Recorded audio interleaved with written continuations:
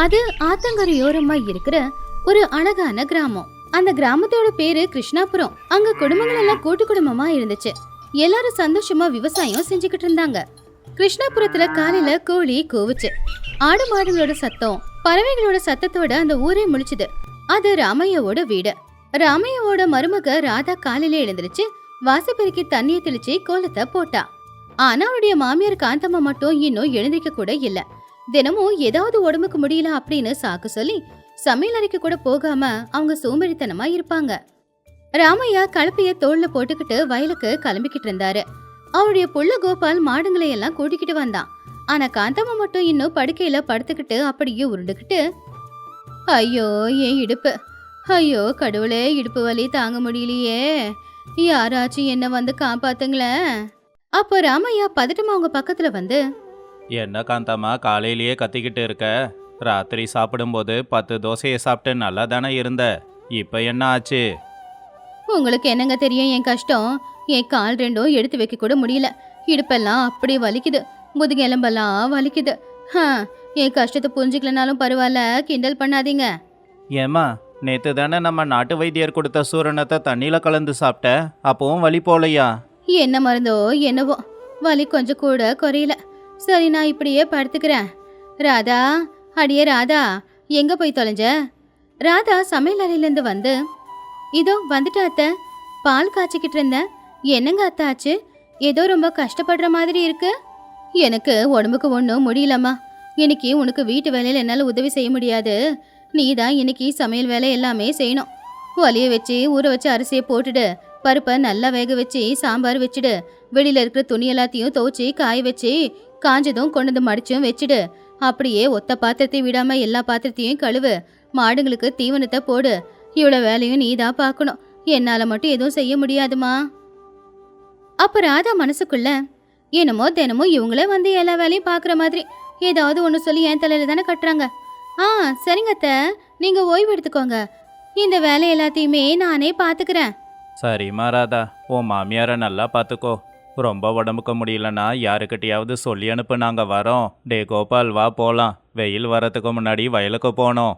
ராமையா கோபால் 2 பேரும் வயலுக்கு போனதும் காந்தம்மா போர்வையை இழுத்து போத்துக்கிட்டு கொரட்டை விட்டு நல்லா தூங்க ஆரம்பிச்சாங்க. ராதா எதுவும் செய்ய முடியாம சமையலறைக்குள்ள போனா. கொஞ்ச நேரத்துல வெயில போய் உக்காந்துக்கிட்டு வேர்வை கொட்ட கொட்ட துணி துவச்சுக்கிட்டு இருந்தா.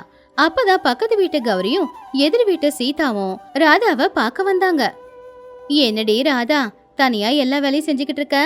உங்க அத்தை எங்க? படுத்துக்கிட்டு இருக்காங்க போல, எப்படியும் எழுந்திருக்க மாட்டாங்கன்னு நினைக்கிறேன். ராதா துணியை துவச்சுக்கிட்டே, என்ன சித்தி பண்ண சொல்றீங்க? எங்க அத்தைக்கு எப்பவுமே காலையில இடுப்பு வலி, தலைவலி, வயிறு வலி எல்லாம் ஒன்னா சேர்ந்து வந்துடும். அத வலி தாங்க முடியாம படுத்துக்கிட்டு இருக்காங்க. நான் தனியா எல்லா வேலையும் செஞ்சுக்கிட்டு இருக்கேன்.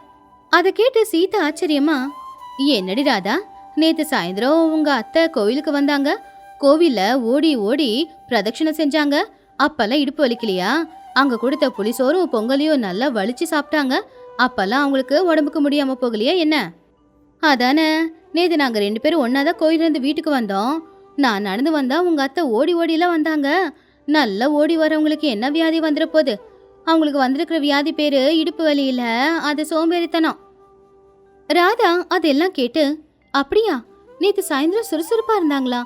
ஆனா காலையில மாமா இருக்கிற வரைக்கும் புலம்பிக்கிட்டே இருந்தாங்க. அவரு போனதுக்கு அப்புறமா நல்லா படுத்து தூங்குறாங்க. அப்போ இதெல்லாம் நடிப்பா? வேலை செய்யாம இருக்கிறதுக்கு தான் அத்தை இப்படியெல்லாம் பண்றாங்களா? ஆனா அவங்க தினமும் இப்படிதானே நடந்துக்கிறாங்க. அடியே பைத்தியக்கார பொண்ணே, உங்க அத்தை தூங்குற மாதிரி நடிக்கிறாங்க, அவ்வளவுதான். எல்லா வேலையும் நீயே செஞ்சுக்கிட்டு இருந்தா உன் உடம்பு வீணா போயிடும். அவங்களுக்கு ஒரு பாடத்தை கத்துக்கொடு. அப்படியா சித்தி? அப்படின்னா சரி. திருட்டு தூங்குற எங்க மாமியாருக்கு நான் எப்படி ஒரு பாடத்தை கத்து கொடுக்குறேன்னு நீங்க இன்னைக்கு பாப்பீங்க. இனிமே அவங்க கண்ணை மூடுறதுக்கு கூட எப்படி யோசிச்சு பயப்பட போறாங்க பாருங்க. ஏதோ யோசிச்சிருக்கேன்னு நினைக்கிறேன். சரி நாங்க கிளம்புறோம், உங்க மாமியார் எழுந்திருக்கிற நேரமாச்சு. சீதா கௌரி 2 பேரும் அங்கிருந்து போயிட்டாங்க. ராதா மாமியாருக்கு எப்படியாவது பாடம் கத்து கொடுக்கணும்னு சொல்லி திட்டம் போட்டுக்கிட்டு இருந்தா. உள்ள காந்தம்மா படுத்துக்கிட்டு இருந்தாங்க.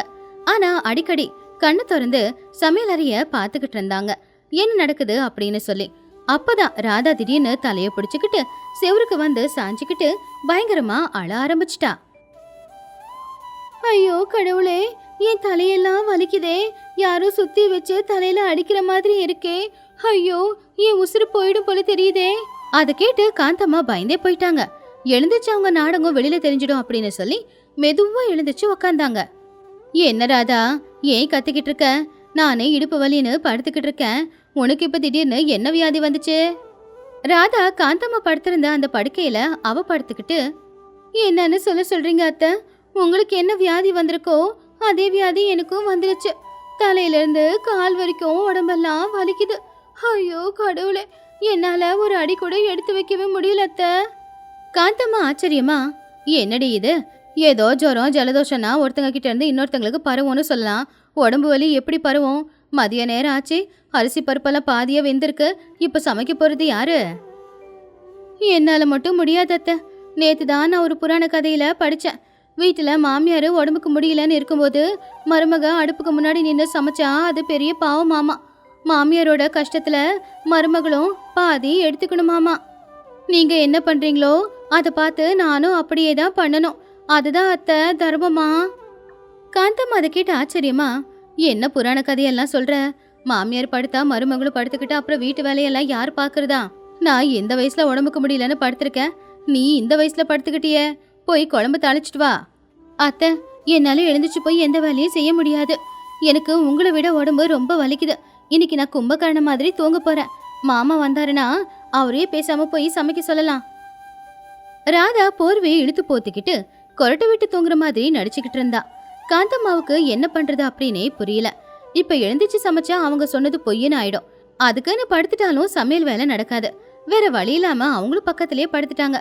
2 பேர் தூக்கமும் திருட்டு தூக்கம்தான். அடுப்புல இருந்தது எல்லாமே தீர மாதிரி வாசம் வந்துச்சு.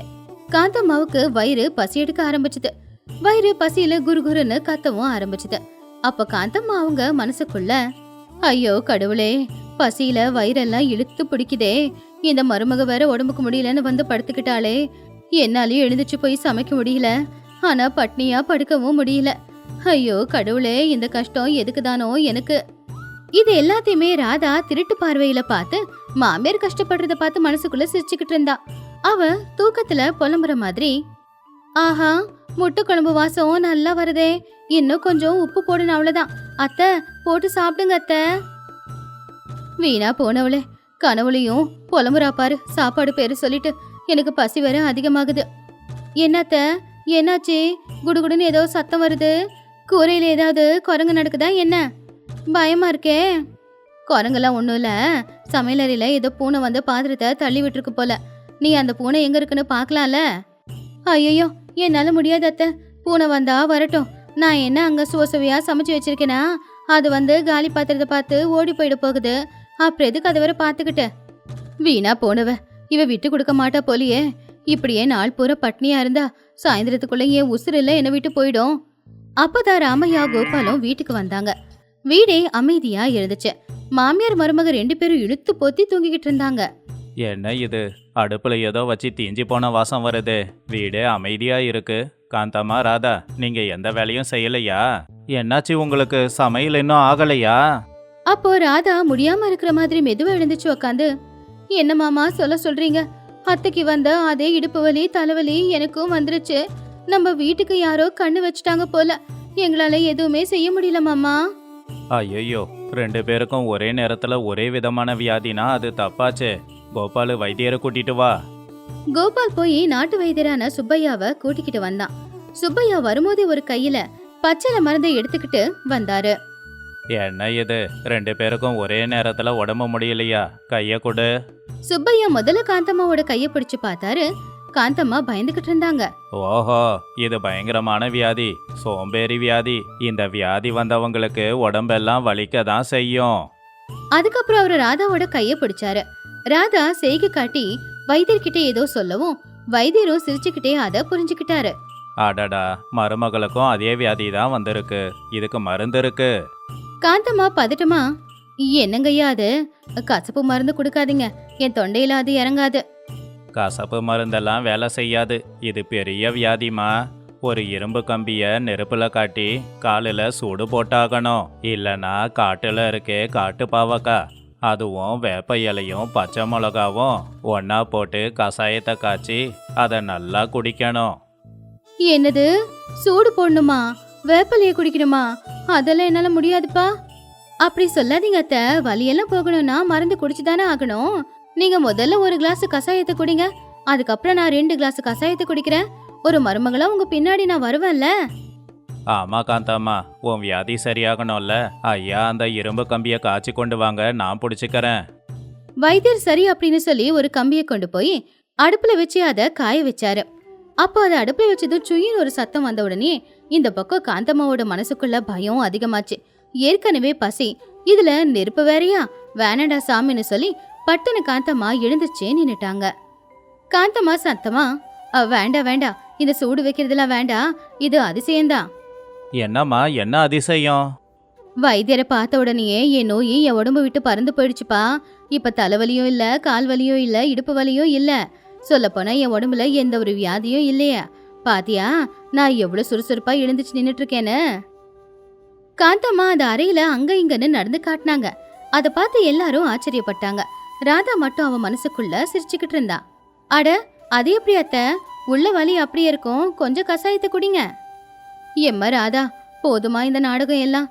காலையில ஏதோ இந்த வேலையெல்லாம் செய்யாம தப்பிச்சுக்கணுன்றதுக்காக நான் ஒரு நாடகத்தை போட்டு பொய் சொன்னேன். ஆனா நீ இருக்கே ஜகஜால கில்லாடி, நான் உண்மையை சொல்லணுங்கிறதுக்காக தானே இப்படியெல்லாம் நாடகம் ஆடுனேன்.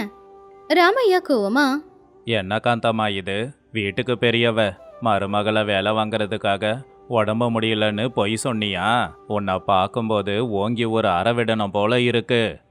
என்ன மன்னிச்சிடுங்க, எனக்கு சோம்பேறித்தனம் அதிகமாயிடுச்சு. நான் மட்டும் காலையில் எழுந்துச்சு ஒழுங்கா வேலை செஞ்சிருந்தா இந்நேரத்துக்கு மருமகளும் ஒழுங்கா வேலை செஞ்சிருப்பா. உங்க எல்லாருக்கும் சாப்பாடும் தயாரா இருந்திருக்கும். பாவம், என்னாலதான் இப்ப நீங்க எல்லாரும் பட்னியா இருக்கீங்க. சுப்பையா சிரிச்சுக்கிட்டே, பரவாயில்லையே, மருந்து கொடுக்காமலே உங்க வியாதி குணமாகுதுன்னா எனக்கு அவ்வளோ சக்தி இருக்கு போல. சரி சரி, போய் சமைச்சு சாப்பிடுங்க. வைத்தியர் போனதுக்கு அப்புறமா, அத்தை இப்ப யார் சமைப்பாங்க? எனக்கு இன்னும் உடம்பு வலி எதுவும் போகல, எனக்கு இன்னும் அப்படியே தான் இருக்கு. பரவாயில்லம்மா, நீ படுத்துக்கோ. நான் தீஞ்சு போன குழம்பை இறக்கி வச்சுட்டு இப்ப மறுபடியும் முட்டையை வேக வச்சு குழம்பு செய்யறேன். சமைச்சதும் கூப்பிடுறேன், வந்து சாப்பிடுமா. காந்தம்மா வேகமா சமையலறைக்குள்ள போய் இது வரைக்கும் இல்லாத அளவுக்கு சுறுசுறுப்பா சமையல் வேலைய ஆரம்பிச்சாங்க. ராமையா, கோபால், ராதா 3 பேரும் அதை பார்த்து சிரிச்சுக்கிட்டு இருந்தாங்க.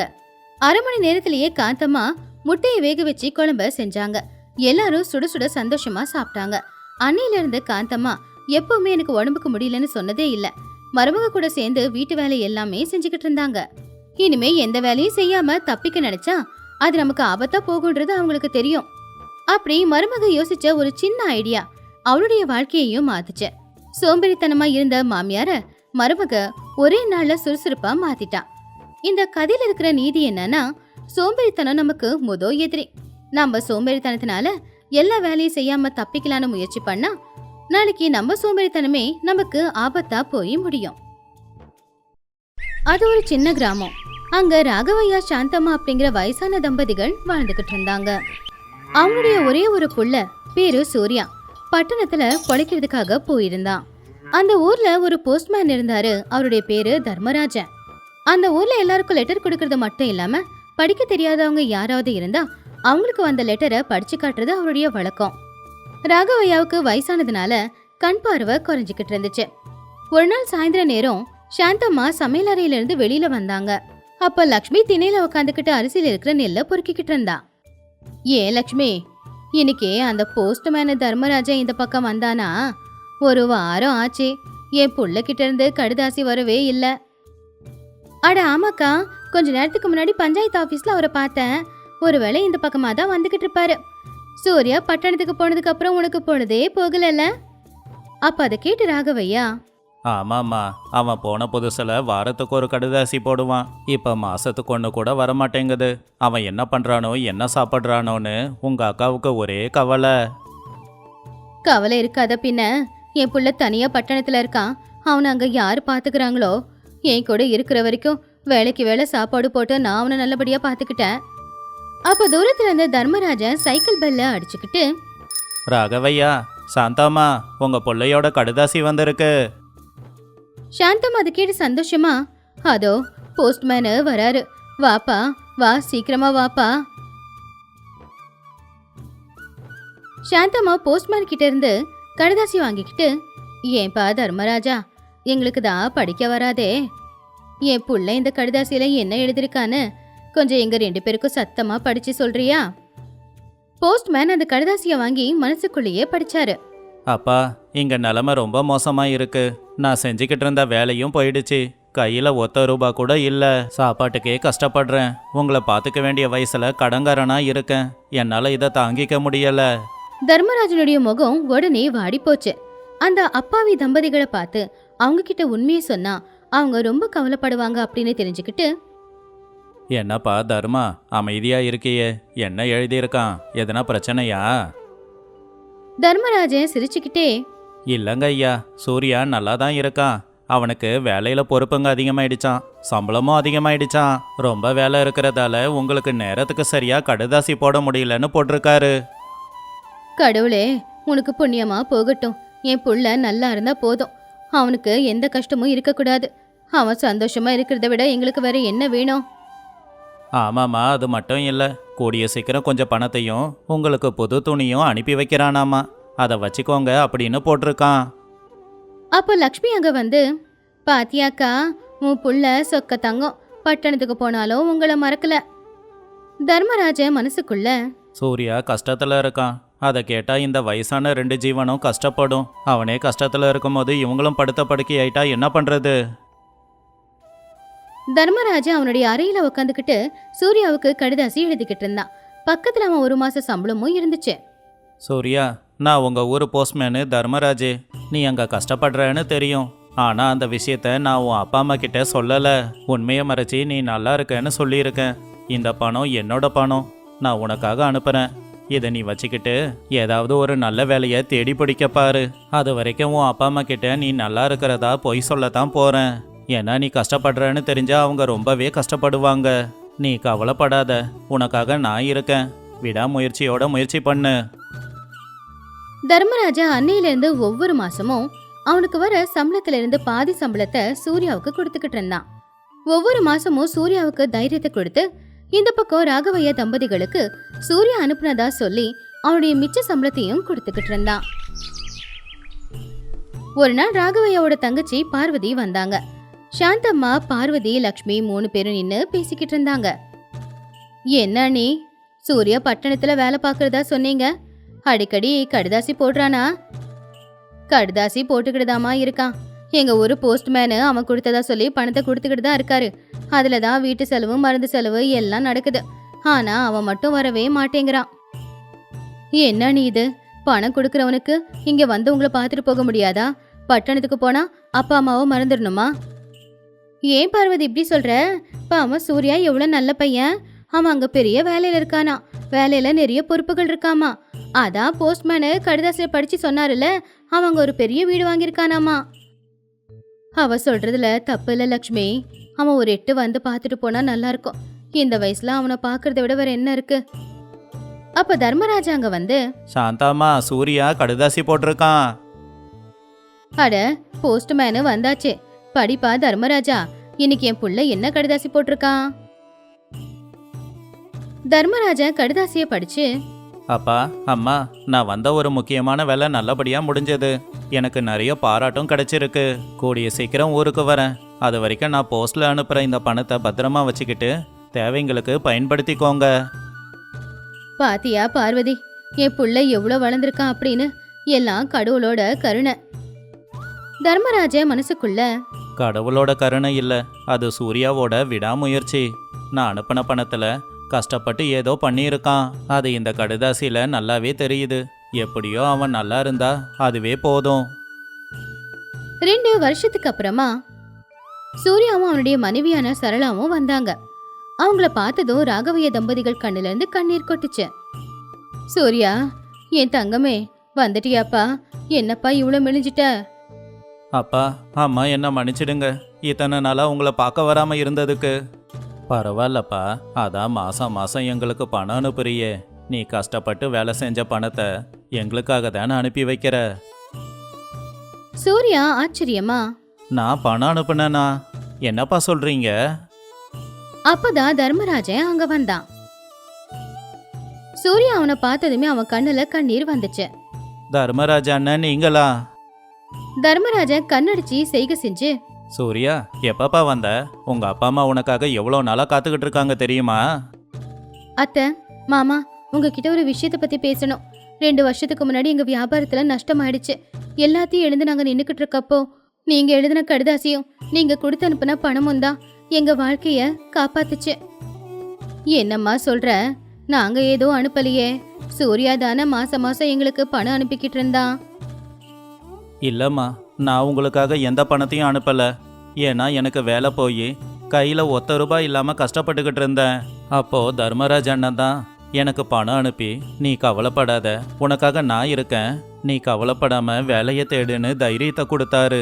அவர் கொடுத்த தைரியத்துல தான் நான் வேலையை தேடினேன். இப்போ இந்த நிலையில இருக்கேன். அவர் எனக்கு செஞ்ச உதவி தான் என் வாழ்க்கையிலேயே பெரிய உதவிப்பா. அப்போ சாந்தம்மா தர்மராஜ பக்கத்துல வந்து, தர்மராஜா, இத்தனை நாள் நாங்க சாப்பிட்ட சாப்பாடு உன்னோட கஷ்டத்துலயாப்பா? இந்த நன்றி கடனை எப்படி தீக்க போறப்பா? அப்போ தர்மராஜன், என்னம்மா இது? நானும் உங்க புள்ள மாதிரி தானே. பெத்த அப்பா அம்மாவை பிள்ளைங்க பார்த்துக்கிறது கடமை தானே, அதை தானே நான் செஞ்சேன். அப்போ லக்ஷ்மி அங்க வந்து, அப்படின்னா இத்தனை நாள நீங்க படிச்ச கடிதாசி எல்லாமே பொய் தானா? தர்மராஜ சிரிச்சுக்கிட்டு, ஆமாங்கம்மா, சில பொய் ஒரு உயிரை காப்பாத்தோன்னா அந்த பொய்யால வர பாவம் புண்ணியமா மாறும். சூர்யா கஷ்டத்துல இருக்கான்னு சொன்னா நீங்க தாங்கிக்க மாட்டீங்க. அதனால தான் அவன் நல்லா இருக்கான்னு சொல்லி உங்ககிட்ட நான் பொய் சொல்ல வேண்டியதா போயிடுச்சு. என்னோட வேலை 2 பக்கமும் கடுதாசியை கொடுக்கறது தான். ஆனா உங்க விஷயத்துல கொஞ்சம் மனசாட்சியோட நடந்துக்கிட்டேன். நீ எவ்வளோ நல்ல பையன்பா. இன்னொருத்தங்களுக்காக நீ கஷ்டப்பட்டு உழைச்ச பணத்தை கொடுக்கறன்னா இந்த காலத்துல உன்ன மாதிரி ஆளை பாக்குறது அரிதுதான். தர்மா, நீ எங்களுக்கு பண்ணது ரொம்ப பெரிய உதவி. என் பிள்ளைய எங்களுக்கு திரும்ப கொடுத்துருக்க. எங்க குடும்பத்தோட கஷ்டத்தை நீ சுமந்து எங்களை நல்லபடியா வச்சிருக்க. அண்ணன், நீங்க கொடுத்த பணத்தை வட்டியோட சேர்த்து என்னால கொடுக்க முடியும். ஆனா நீங்க செஞ்ச உதவிக்கு என்ன கைமாறு செய்ய போறேன்னு தான் எனக்கு தெரிய மாட்டேங்குது. நீங்க மட்டும் இல்லை அப்படின்னா நான் இவ்வளோ பெருசா வளர்ந்துருக்க மாட்டேன். அந்த பணம் எனக்கு வேண்டாம் சூர்யா. உன்ன மாதிரியே யாருன்னா கஷ்டத்துல இருப்பாங்க இல்லையா, உன்னால முடிஞ்ச உதவியை அவங்களுக்கு பண்ணு. எப்பவுமே ஏழைங்க கஷ்டப்படும் போது இருக்கிறவங்க அவங்களால முடிஞ்ச உதவியை செஞ்சாதான் அவங்க வாழ்க்கையில முன்னேற முடியும். நானும் உன்ன மாதிரியே கஷ்டப்பட்டவன் தான். என்னால ஒருத்தனை முன்னேற்ற முடியுதுன்னா அதை விட என்ன சந்தோஷம் வேணும்? தர்மராஜா, நீ போஸ்ட்மேன் இல்லப்பா, எங்களுக்கு கடவுள். இன்னைக்கு உன்னாலதான் எங்க குடும்பம் எந்த அளவுக்கு நல்லா இருக்கு. உனக்கு ரொம்ப நன்றிப்பா. டே சூர்யா, தர்மனை பார்த்து நம்ம கற்றுக்க வேண்டியது நிறைய இருக்கு. சுயநலம் அதிகமாகிக்கிட்டு இருக்கிற இந்த உலகத்தில் இப்படி சுயநலமே இல்லாமல் மற்றவங்களுக்காக வாழும்போது சந்தோஷம் கிடைக்கும்னு சொல்கிறாரு இல்லையா, அது உண்மைதான் போல. பலனை எதிர்பார்க்காம தர்மராஜ பண்ண அந்த உதவி ஒரு குடும்பத்தையே நல்லபடியா நிக்க வச்சுது. மனுஷனுக்கு மனுஷன் உதவியா இருந்தா எந்த கஷ்டத்தையுமே தாண்டி வரலாம் அப்படின்னு தர்மராஜன் நிரூபிச்சிருந்தான். அன்னையில இருந்து அந்த கிராமத்து ஜனங்க எல்லாரும் தர்மராஜனை அவங்க குடும்பத்துல ஒரு ஆளா பார்க்க ஆரம்பிச்சாங்க. சூர்யாவும் அவன் கஷ்டப்பட்டு சம்பாதிச்ச பணத்துல அவங்க ஊர்ல ஒரு பள்ளிக்கூடத்தை கட்டி அந்த ஊர்ல இருக்கிற எல்லா பசங்களையும் படிக்க வச்சு அவனால முடிஞ்சதை செஞ்சான். அந்த ஊர்ல இருக்கிற எல்லா ஏழைகளுக்கும் இப்ப தர்மராஜன் ஒரு வழிகாட்டுற விளக்காவே மாறினான். இந்த கதையில இருக்கிற நீதி என்னன்னா, பலனை எதிர்பார்க்காம சுயநலம் எதுவுமே இல்லாம ஒரு மனுஷன் இன்னொரு மனுஷனுக்கு உதவி செய்யும் போது அவன் செஞ்ச உதவி என்னைக்குமே வீணா போகாது. அப்படி உதவி வாங்கினவங்க வளர்ந்து நிற்கும் போது அதை பார்க்கறதுல தான் இருக்கு அவங்களுடைய சந்தோஷம். ஆனா சுயநலமான உலகத்துல சுயநலமே இல்லாம யோசிக்கிறவங்கள பார்க்கறது ரொம்ப அரிதுதான்.